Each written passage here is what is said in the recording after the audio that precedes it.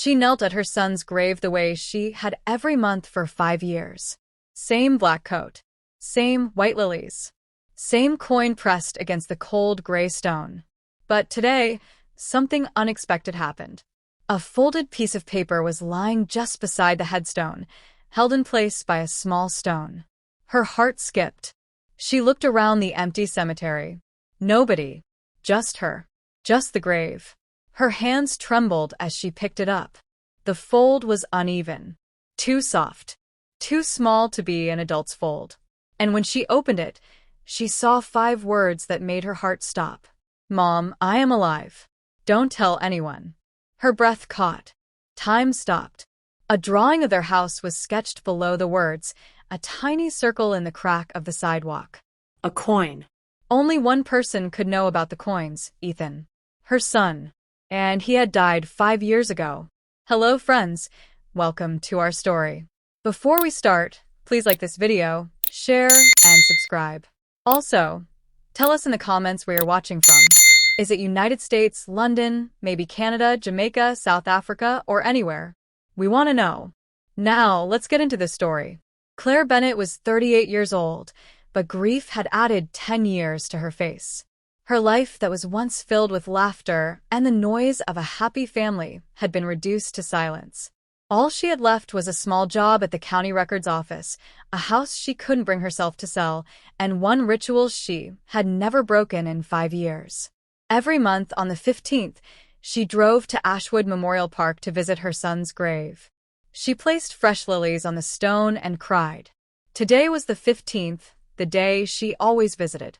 Claire wore her usual black gown, the fabric heavy over her frame, and drove herself to the cemetery.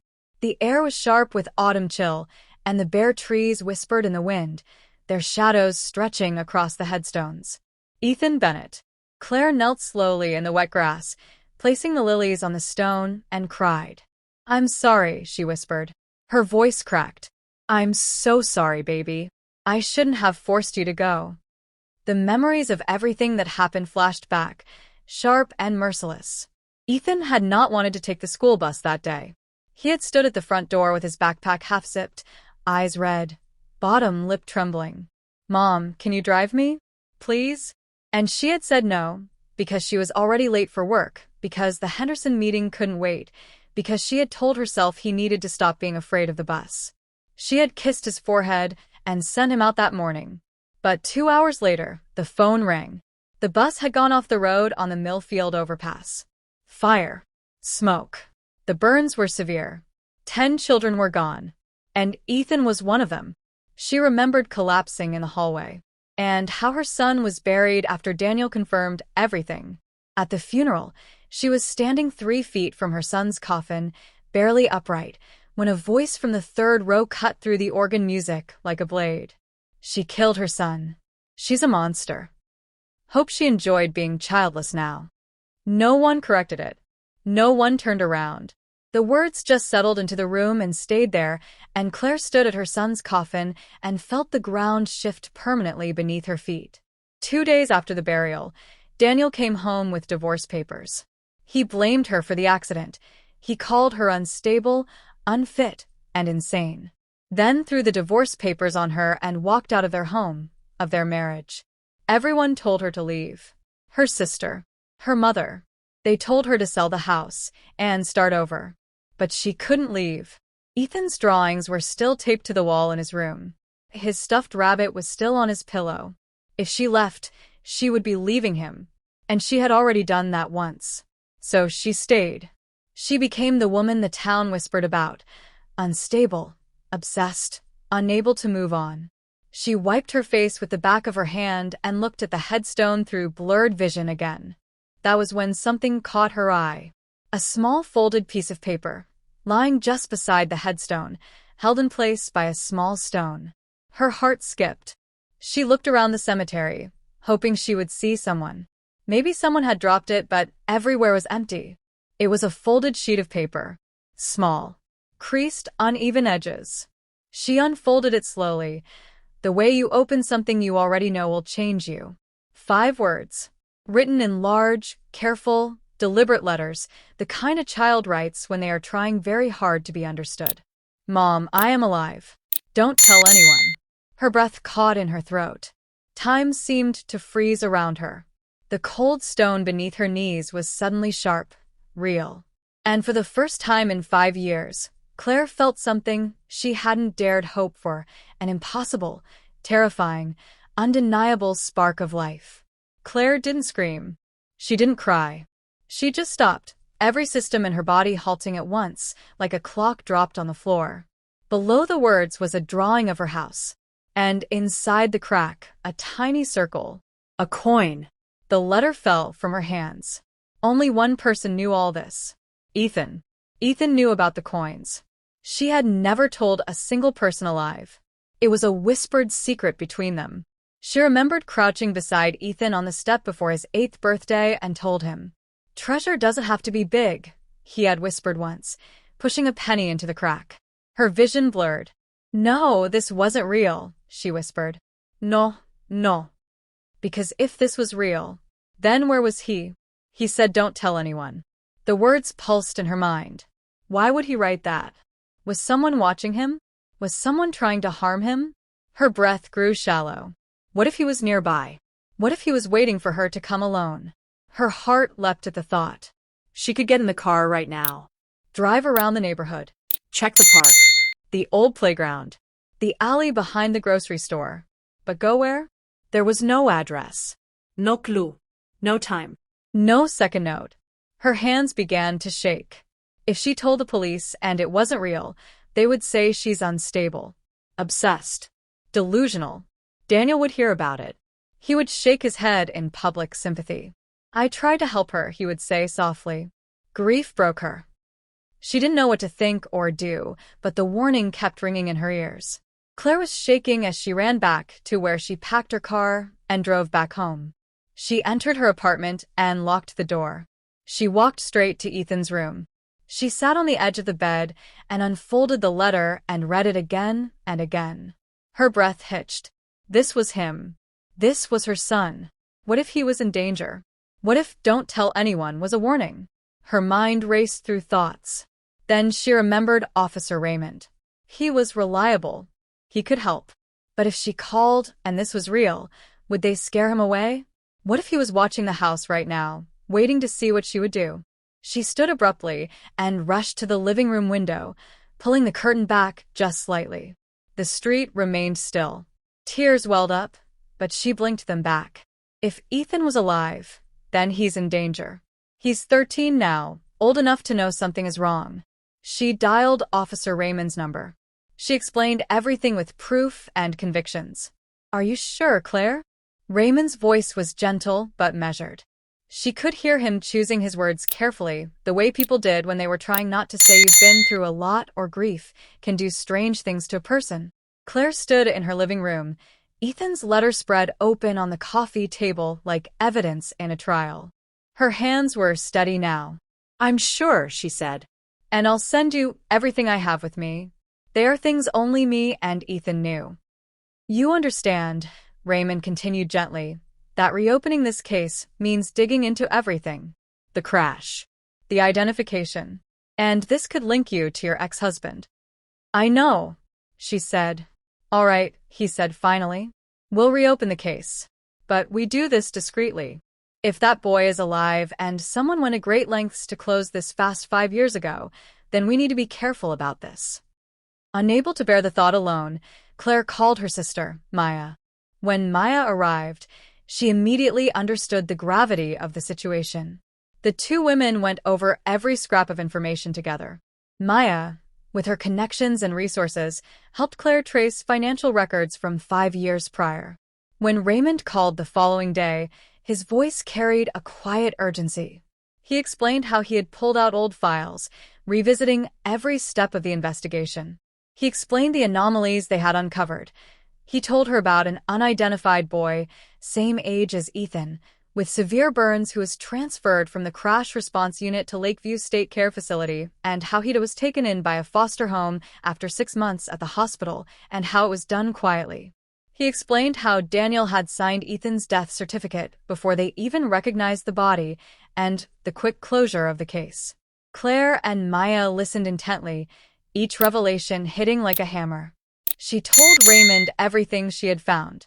Then they began to reconstruct the timeline: the accident, the chaotic hospital hours, the identification, the paperwork. It all pointed to one thing: someone had acted deliberately to ensure Ethan's disappearance remained hidden. On the third day, Raymond confirmed that the evidence was enough to take to the prosecutor's office. The fraudulent identification, the financial trail, the unidentified survivor whose transfer had been buried under the chaos of the day. Together they formed a case that went well beyond a missing child. This was deliberate concealment, possibly fraud, possibly worse, depending on what Daniel had known and when he had known it. But first, they needed to find Ethan. Raymond had traced the foster placements from Lakeview's records. 3 homes in 5 years. The first placement had been in Granton, 40 minutes from Ashwood, with a family named Kowalski. The boy had been there for 14 months before being moved to a second home in Selden. Then a third placement. 8 months ago, he had been listed as a runaway, and the official trail had ended there. They drove to Granton on the morning of the 4th day. The house was a wide brown bungalow with a vegetable garden along the front fence. A woman in her 60s answered the door, warm-faced, flower on her apron. The kind of woman whose home had clearly been a safe place for many children over many years. She remembered the boy without hesitation. Claire could see it in her face before she said a softening, a shadow, the particular expression of someone recalling a child who had left a mark. The woman explained how the boy had been quiet, how he hadn't spoken for the first month, that he used to sit at the kitchen window and look outside for long stretches, as though he was waiting for something that hadn't arrived yet. She said they had called him Thomas because he needed a name, and that he had accepted it without reaction either way. Then she said that just before he was moved to the second placement, he had told her his real name. He had said his name was Ethan. She had reported it to the caseworker. The caseworker had noted it as likely confusion, a common response in children experiencing severe trauma. Before they left, the woman mentioned one more thing. She said the boy used to leave pennies on the kitchen windowsill. Every morning, a small coin placed carefully on the ledge. She had never understood why. But she had kept them in a jar after he left because it had seemed important, even if she couldn't explain why. Claire stood at the door of that bungalow and cried. Her son had been here. He sat at the window and left coins and told someone his real name. He had only been 40 minutes away from their home, yet she didn't know. She had been too lost in her pain to notice her son had been around all these years. They went to the second placement in Selden. They were told he left 8 months ago. Then they went to the third placement, a temporary shelter on the east side. He wasn't there either. But a shelter worker remembered a boy matching his description and told them to look for him around Caldwell Park. Claire felt a rush of emotions as they drove toward Caldwell. Anger, grief, disbelief, and hope collided inside her chest that she couldn't contain it any longer. How could he do that to their son, his son? How could he do everything and blame her for it all? She pulled out her phone from her bag. Her hands trembled as she dialed his number for the first time since 5 years ago. She pressed the phone to her ear, every second stretching unbearably long. When Daniel finally answered, his voice was low, calm, but sharp edges of accusation cut through the air. Claire, what do you want? Are you still blaming me for everything? Have 5 years not softened your grief? You've had therapy, haven't you? Or are you still telling yourself that I'm the one who destroyed our marriage and killed our son? Her chest tightened. Every word Daniel had said stabbed at the raw, unhealed wound and hollow grief. She thought of what condition her son could be in. She gritted her teeth. I know what you did, Daniel. I know everything. You falsified records. You signed his death certificate before anyone even confirmed he was gone. I know about the liquidation. I know all your lies, Daniel. There was a pause on the line, a quiet that was almost disbelief. Then his voice sharpened, defensive. Claire, that's a serious accusation. Who told you these things? What proof do you have? You're letting grief twist your mind into seeing where there is none. I don't need anyone else to tell me, she snapped, anger and grief coiling in her stomach like a spring. I've pieced it together myself. The foster transfers, the sealed files, everything. And now, Daniel, now you'll see that your lies can't hold. He was silent, then finally said, lower now, almost controlled but failing. If you think you can accuse me without evidence, then go ahead. Find your proof. I dare you. Meanwhile, across town, in a narrow alley behind a shuttered bakery, Ethan leaned against the brick wall, watching the street from beneath lowered lashes. The autumn wind tugged at his jacket. His hair, uneven from months without care, fell into his eyes. A scar ran along the left side of his jaw and down toward his collarbone where the burns had healed badly in those first brutal months. He was thinner than he should have been, surviving on scraps, sleeping wherever he could find shelter. His third placement had almost felt safe. The house was quiet. His foster mother was kind. For the first time, no one looked at him like a temporary burden. He had started sleeping through the night, until he heard her on the phone. He can't keep asking about his past, the woman said into the phone. Ethan slowed in the hallway, heart thudding. The request came through this morning. They want him transferred again. Another transfer? So soon? A pause. Yes, I understand. Her voice dropped even further. They want him gone completely? The words drained the air from his lungs. Gone completely. Not moved. Not reassigned. Gone. All right, she said at last.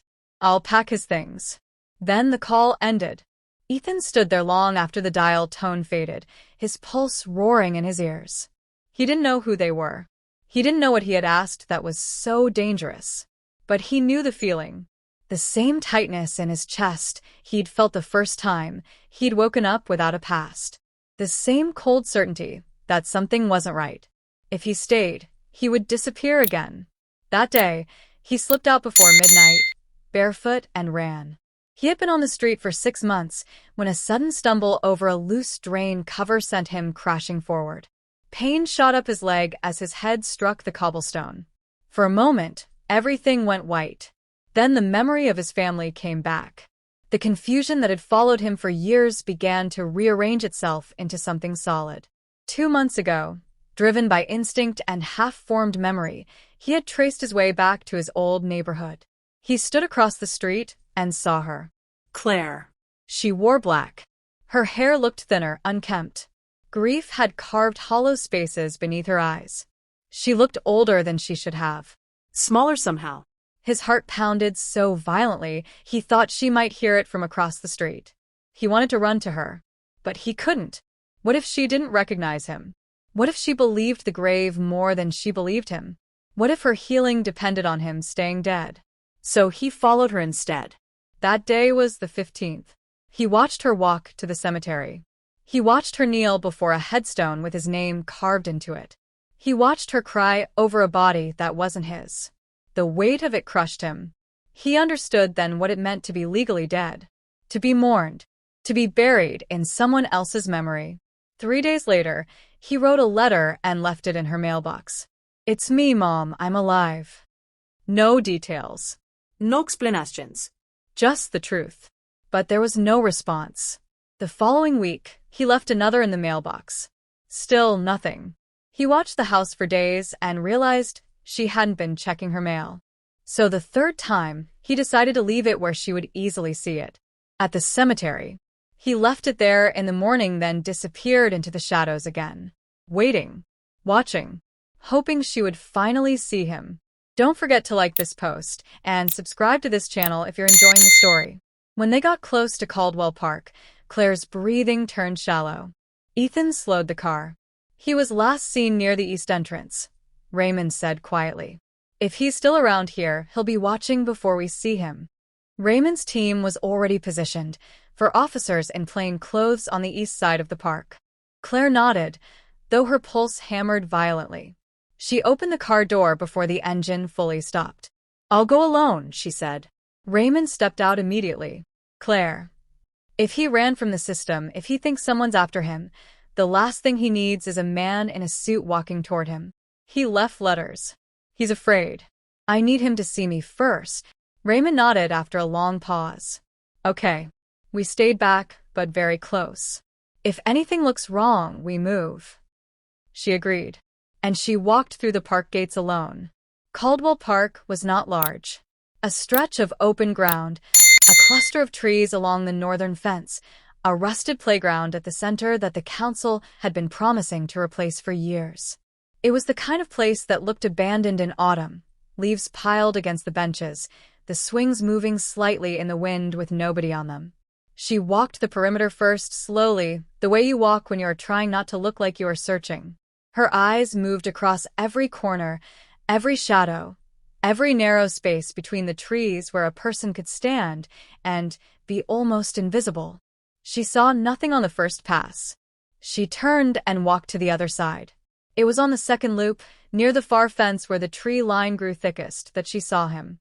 He was standing completely still in the overlap between shadow and open ground, visible enough to be found if someone was genuinely looking, hidden enough to disappear in 3 seconds if something felt wrong. He had positioned himself exactly that way on purpose. She understood that immediately. This was not a child who had been spotted by accident. This was a child who had decided to be seen. He was watching her. He had probably been watching her since she entered the gate. Claire stopped walking. She took him in slowly, the way you look at something you are afraid to look at too directly in case it disappears. He was taller than she had imagined, thinner than he should have been. The left side of his jaw carried a scar that ran toward his collarbone, pale and uneven, the kind of scar that spoke of something survived rather than simply healed. His jacket was too large for his frame. His hair fell unevenly across his forehead, months without proper care. He looked like a child who had been alone for a very long time and had learned to carry it without showing how heavy it was. But his eyes were exactly the same dark brown she had memorized over the years. She did not call his name. Every instinct told her that sound, his name, in her voice, across open ground, might break whatever fragile thing was holding him in place. He had spent 5 years learning that trust was something that cost you. She walked toward him slowly. One step, then another. Hands open at her sides, so he could see them. Her face was as steady as she could hold it because she could feel her chin trembling and she was fighting it with everything she had. When she was close enough to see the tension in his jaw, she stopped. She lowered herself to her knees on the cold ground. She looked up at him and let him look back at her for as long as he needed. "Ethan," she said. Just his name. Quietly. The way you say something you have been holding in your mouth for 5 years and are only now allowing yourself to release. Something moved across his face. Not softness. Something older and more complicated than softness. The particular pain of hearing something you had almost stopped believing was real. "I didn't know," she said. Her voice was steady, but only just. "I did not know you were alive. I went to that grave every single month because I thought you were gone. I thought I had lost you. And I am so sorry, I am so deeply sorry that you have been out here all this time not knowing whether I was looking." The silence between them stretched long and delicate. "I got your letters," she said, her voice breaking. "I know about the coin. I'm sorry I came late again." A flicker crossed his face. His jaw tightened. She watched him swallow hard. "I didn't tell anyone," she added quickly. "I swear. It's just me. Raymond is here to help, but he's staying back. No one else knows. I won't let anyone take you." The word "take" made him flinch. She saw it. "I know," she said softly. "I know you're afraid. I know you thought someone wanted you gone. But I'll protect you. I promise you." Silence stretched between them. Then, barely audible. "How did you find me?" Her eyes filled. "Because you wanted me to." He stared at her as if weighing the risk of stepping into the open. Behind her, far enough not to intrude, Raymond watched without moving. Claire took one final step forward. "You don't have to hide anymore," she whispered. "You're safe now." For a second that felt like a lifetime, he remained in the shadow. Then, slowly, he took one step forward. She opened her arms and stayed completely still. She let him close every inch of the distance on his own terms. She did not reach for him. She did not move toward him. She just stayed open and waited. His shoulders were rigid at first. His hands hovered uncertainly at her sides. Then, slowly, he let himself rest against her. For 5 years, she had imagined this moment 1,000 different ways. But none of them had felt this fragile. After a while, he pulled back, slightly. Not away, just enough to look at her face. He studied her the way he had studied her from a distance for weeks, except now there was no distance between them, and she could see everything in his expression. The weariness, the exhaustion, the fragile, terrifying thing underneath both of those that looked like hope but was too afraid yet to call itself that. "Mom," he called gently. The word broke Claire completely. She cried. "Yes." "It's Mom. I'm here now. You're safe with me." Her voice broke halfway through the sentence, but she didn't look away. She let him see the tears. She let him see how much he mattered. He inhaled sharply, like someone trying not to cry and losing the battle. "I thought maybe you wouldn't come," he said quietly. Claire shook her head immediately. "Never." "I'm sorry I came too late. They told us there was no survivor. I didn't know you survived. But I'm here now. I've got you." There was a pause before he asked, "Where is Dad? Why is he not here?" Claire's fingers tightened slightly against his coat. Her chest tightened. She could feel the weight of the truth pressing down, but she knew now wasn't the moment to fracture his fragile trust. "He's away for a while," she said carefully. "He did something wrong, and he's receiving the punishment for it." Ethan's brow furrowed. "Did he? Was it because of me?" She shook her head immediately. "No, Eswetie. This isn't about you. It's about the choices adults make. And right now, you don't need to carry that weight." Ethan's hands relaxed against hers, a small trust beginning to bloom. She smiled through the ache in her heart. Claire watched Ethan's small hand relax against hers. She felt the faint rise and fall of his chest, and her chest tightened. She couldn't tell him the truth, not yet. To say it now would shatter the fragile trust they were just beginning to rebuild. Her heart ached at the thought, but she knew that the timing had to be right. Ethan had survived years of fear and abandonment. He needed safety, love, and a space to breathe before carrying the weight of betrayal. She couldn't let her desire for him to know the truth destroy this moment. For now, all that mattered was that he knew he was loved, safe, and free. "You're hurt," she said softly, noticing the faint swelling near his temple. "We should get him somewhere warm," Raymond said behind Claire. Ethan pulled back and wiped his face roughly with his sleeve, the automatic gesture of a boy who had learned that showing vulnerability in front of strangers was dangerous. He looked at Raymond with cautious eyes. "He helped me find you," Claire said softly. "He's safe." Ethan studied Raymond for a long moment, then gave a single small nod. They walked to the car together, Claire's hand on Ethan's shoulder the entire way. He didn't pull from it. That small thing, the fact that he didn't pull from it, made her chest ache with a gratitude she had no name for. At the hospital, Claire refused to leave his side. The medical team was thorough and careful. Malnourishment. The old burn scarring was assessed and documented. A mild chest infection from months of poor shelter. The nurse who examined him spoke to him directly, looked him in the eyes, and asked before she touched anything. Claire watched as Ethan slowly allowed himself to be cared for, each small surrender of control clearly costing him something. Raymond pulled Claire into the corridor while the examination continued. "We need a DNA test," he said quietly. "Not because I doubt you, but because we needed it for the case." Claire nodded. She went back in and explained it to Ethan simply and honestly, a test to confirm what they already knew so that no one could ever argue with the result. No one could call him confused or claim his memories were fractured. The result would be permanent and public and irrefutable. He studied her face carefully, measuring whether this meant another system, another removal. "Will it change anything?" he asked. "No," she said firmly. "It will protect you." The preliminary result came back within the hour. The doctor explained that the hospital had recently adopted an accelerated testing procedure for urgent cases, and that while the full confirmation would take up to 48 hours, the preliminary read was already showing a 99.9% match. And he assured them the real test will be the same. Ethan was admitted for observation.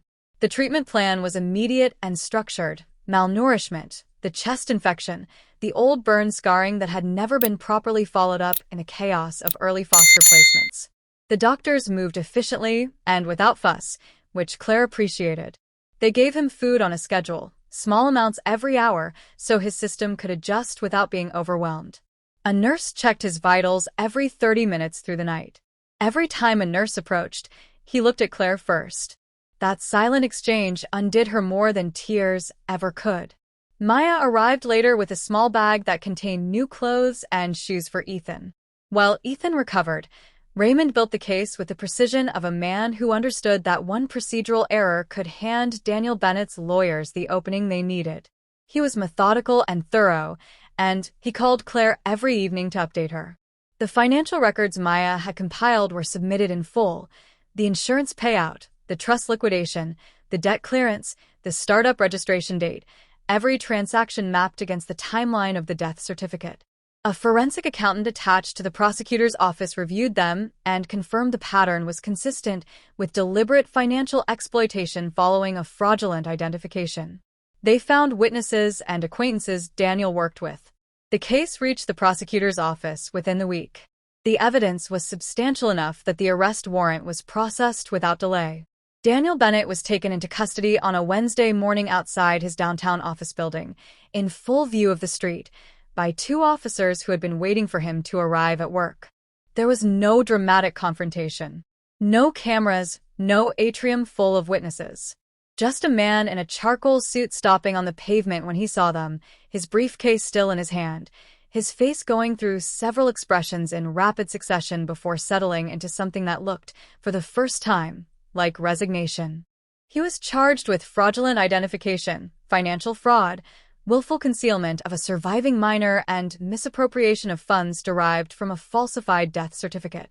His lawyers arrived within the hour and began constructing a defense built around chaos and grief and the impossible pressure of identifying a child in the aftermath of a catastrophic accident.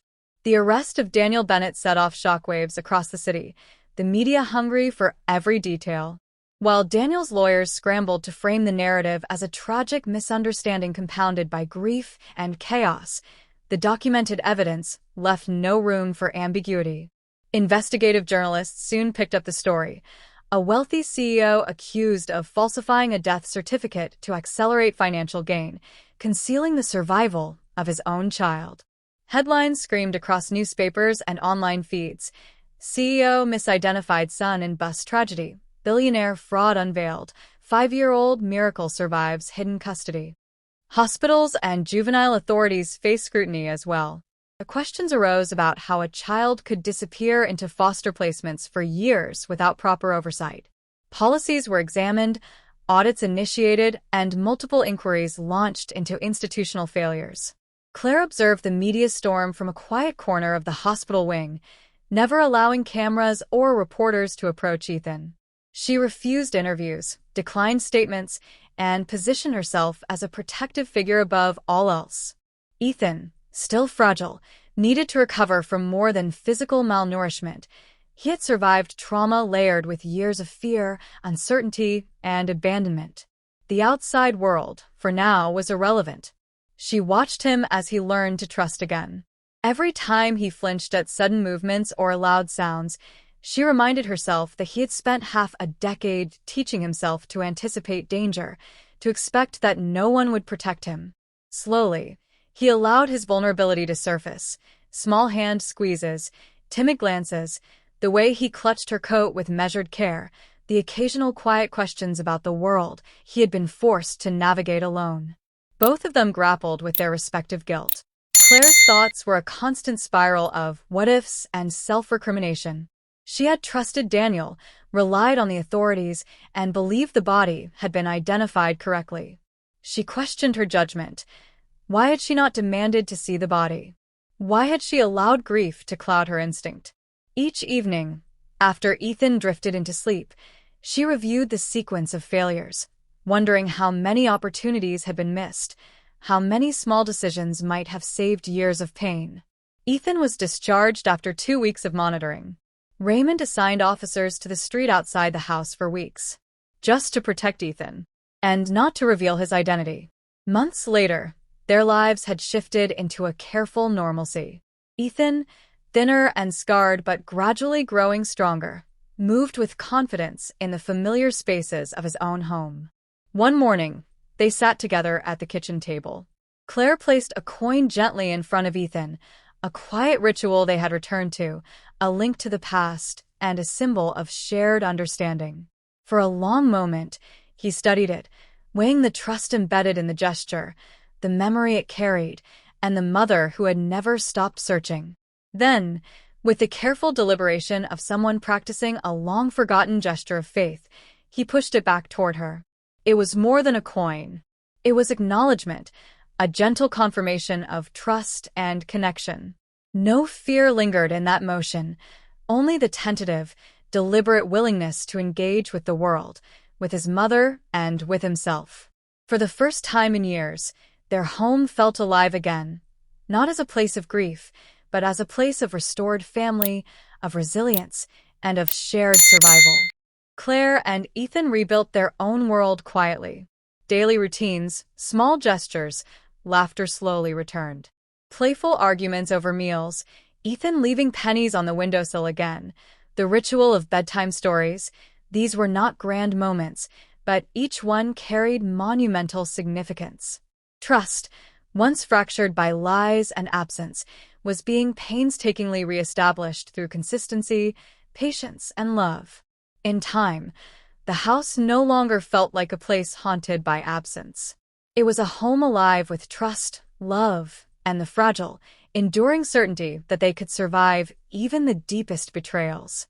The coin on the windowsill, the echo of whispered promises, the warmth of shared meals and soft laughter, all became markers of restoration. Ethan, for the first time in years, was able to simply exist without fear, and Claire, for the first time in years, was able to breathe fully, knowing that the boy she had mourned for 5 long years was no longer a memory, but a living, breathing testament to resilience, hope, and the indestructible bond of a mother and her child. Months later, Ethan returned to school. The first day was tentative. He clutched Claire's hand tightly as they walked past the familiar gates, but she let him lead the way inside. Teachers knew his story only in fragments. They were gentle, patient, and understanding. He found friends slowly, each connection a cautious step toward normalcy. By the time he came home, he was tired but smiling, a small, unguarded joy that filled the corners of the house that had been quiet for too long. Claire watched him from the kitchen window as he played in the yard, leaves crunching beneath his sneakers. She marveled at how resilient he was, how carefully he balanced curiosity with caution. At night, they maintained their routines: dinner together, coins on the windowsill, quiet talks before bed. Trust, once fractured, was no longer a fragile concept. It had been rebuilt through repetition, patience, and unwavering presence. In those quiet months, Claire allowed herself a slow, deep exhale. She no longer carried the crushing weight of guilt alone. Ethan's laughter and small moments of joy were proof that love had endured, that survival was not just possible but sustainable. They were no longer defined by absence and betrayal, but by the deliberate, careful act of being present for each other every day. Meanwhile, in a stark downtown cell, Daniel Bennett sat alone. The silence pressed in, louder than any boardroom applause, any deal he had ever closed. For the first time, he had no control, no influence, no way to manipulate the narrative. His empire, the wealth, the accolades, the power, had all crumbled. He looked at his hands, the same hands that had signed the fraudulent death certificate, shuffled insurance payouts, and erased his own son from existence. The memory of Ethan, small, scarred, surviving alone in streets and shelters, gnawed at him. Every choice that had placed ambition, money, and recognition over his family now burned with unbearable clarity. He remembered Claire, mourning, pleading, searching. He remembered the woman he had chosen over them, the deals made while his son suffered. Every rationalization, every justification, every lie he had told himself now seemed grotesque. Daniel hated himself, not for losing wealth, but for losing what could never be reclaimed, the love and trust of his own son. Outside the cell, the world moved on. Ethan was alive, thriving, reclaiming his life, while Daniel was left only with the echo of his failure and the crushing weight of conscience returning too late. For the first time, he understood. No fortune, no power, no ambition was ever worth a child's life. The story shows that no wealth or power can replace love or trust. Greed destroys, but courage and care restore. The truth, however long hidden, can reclaim what was lost. If this story moved you, take a moment today to reach out to someone you love. Share a kind word, a small gesture, or simply be present, because sometimes the smallest acts can rebuild trust and restore what seems lost. Don't forget to like, subscribe, and share this story to remind others that love and resilience are stronger than any obstacle.